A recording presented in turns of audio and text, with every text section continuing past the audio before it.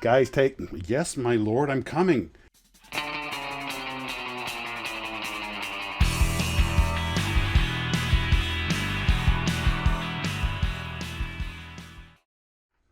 Well, hello, Glue Troopers. Max of Max's Models here, and I got a little bit of work done on the tarps today working on the newly constructed rear box section for Patton's Power Wagon. I realized I only have 2 days off remaining this month. I'm not going to get done on time.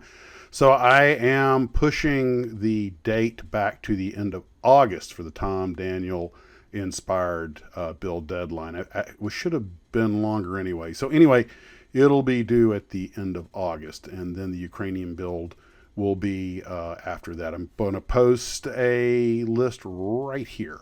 So in addition to getting a little bit of work done on that, I actually grabbed a couple of ME262 since I was already committed to build the 148 scale Lindbergh. I got this Academy 172nd scale one. Thought I'd do a quick comparison of the two kits. Of course, the scales are different. The Lindbergh kit's a little bit simpler, more basic, but of course larger, although it seems to be a pretty decent kit. The Academy kit has more detail despite being on a smaller scale, including a lot more interior and cockpit landing gear detail. But it's ironic because you're not going to be able to see some of it, whereas in the Lindbergh kit you can actually open the gun bays and everything. So not surprising that a model that's probably 5 decades newer, or at least 4 decades newer, would have more detail even though it's on a smaller scale. The airplane, the Academy 172nd scale, came with 2 tails. I'm not sure why. I haven't researched that yet. The instruction sheets are really quite nice, including the painting instructions, very detailed. I'm not sure when I'll get around to actually building this kit, but it looks like it'll be a good build.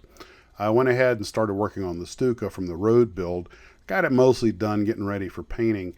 It and the Lindbergh 148 scale ME262, let's just say I have plans for them that you'll be discovering at a later date.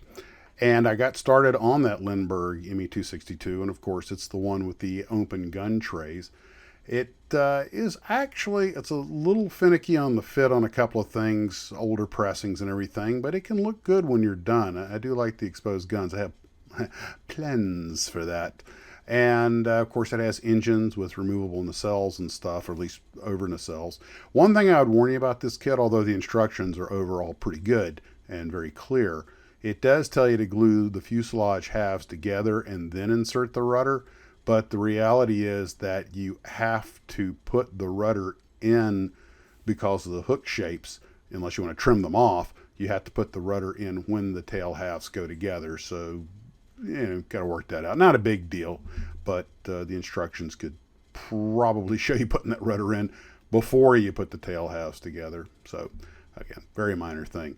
There was a mystery piece on the ME262. I don't know what this is for. I'm assuming it's in case you want to put it on a stand. You can drill a hole and insert that. Well, maybe. It does have an excellent decal layout, so that's good.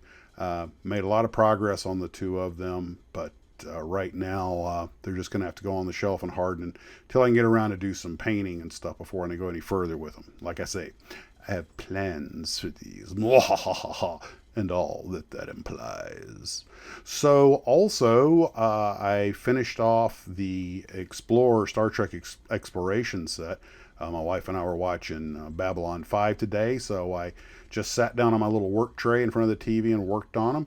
I used the actual Hero type resin phaser I had and my Bluetooth communicator as a little bit of inspiration. And they are up on the shelf with my Star Trek display. And of course, they're woefully off scale, wrong shape. We all know they're just, But you know what? They look kind of adorable up on the shelf. I'm glad I got it. I really enjoy looking at it. And of course, there's the nostalgia aspect. Well, anyway, guys, that's what I have for tonight. Won't be a lot of content coming out for a while because of my work schedule.